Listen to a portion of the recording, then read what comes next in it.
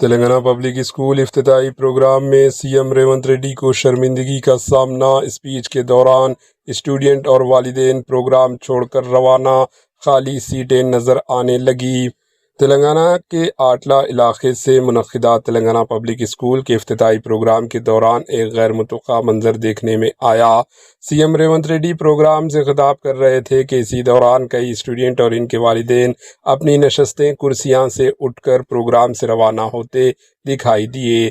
اس واقعے کی video social media پر viral بھی ہو رہی ہے، جن میں دیکھا جا سکتا ہے کہ سی ایم ریونت ریڈی کی اسپیچ جاری ہے، جبکہ سامعین کی ایک تعداد پروگرام چھوڑ کر جا رہی ہے۔ اس واقعے کے بعد سیاسی حلقوں میں بحث شروع ہو گئی۔ اپوزیشن پارٹیز اسے حکومت کے لیے شرمندگی قرار دے رہی ہے، جبکہ حکومتی حلقوں کی جانب سے ابھی تک اس معاملے پر کوئی باضابطہ رد عمل سامنے نہیں آیا۔